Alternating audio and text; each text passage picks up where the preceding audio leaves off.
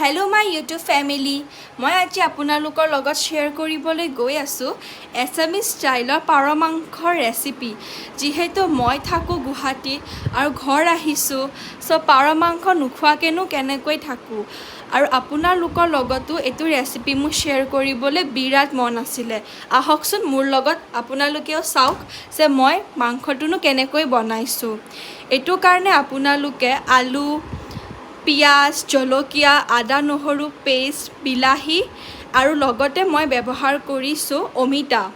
কেঁচা অমিতাটো আপোনালোকেও দিব পাৰে এইটো অপশ্যনেল হয় লগতে কেৰাহীটো গৰম কৰি ল'ব তাতে দিব গোটা তেজপাত তাৰপিছত দি দিব আলুখিনি লাহেকৈ দিব মাংসখিনি পূৰা ভাজিব দিব আৰু লাষ্টত পিছত মছলাবোৰ দিব আগতে মাংসখিনি মানে কালাৰটো ব্ৰাউন হ'বলৈ দিব আৰু মাংসখিনি বহুত বেছিকৈ ভাজিব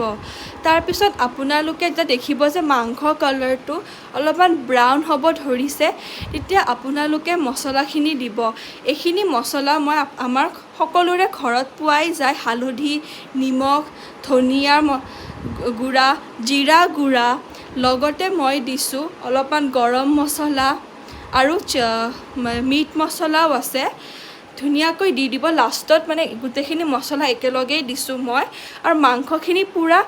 ভাজি থাকিব একেবাৰে লাগিব নিদিব মাংসখিনি লাগিলে কিন্তু বেয়া হৈ যাব অকণমান গেছটো ল' ফ্লেমত কৰিও মাংসখিনি ধুনীয়াকৈ ভাজি থাকিব আপোনালোকে আৰু যেতিয়া আপোনালোকে দেখিব যে মাংসখিনি হৈ গৈছে অলপ গৰম পানী দি দিব আৰু পানীটো কিন্তু আপোনালোকে গৰম পানীয়ে ব্যৱহাৰ কৰিব আপোনালোকে যিকোনো মাংস যেতিয়া বনাব ঘৰত চাবচোন গৰম পানী দিব গৰম পানীটো দিলে কি হয় মাংসটো খাবলৈ বহুত টেষ্টি হয় লগতে ৰংটো বহুত ধুনীয়া আহে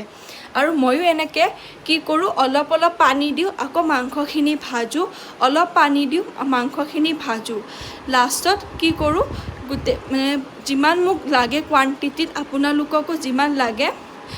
জোলৰ কোৱান্টিটি দি দিব আৰু লাষ্টত দি দিছোঁ অকণমান ঘৰতে পিছা গৰম মছলা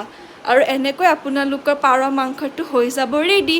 আৰু আপোনালোকেও খাব মোকো কমেণ্ট কৰি জনাব যে কেনেকুৱা লাগে আজিলৈকে আহিছোঁ টাটা বাই বাই আৰু মোৰ যদি চেনেলটো যদি ছাবস্ক্ৰাইব কৰা নাই ছাবস্ক্ৰাইবো কৰিব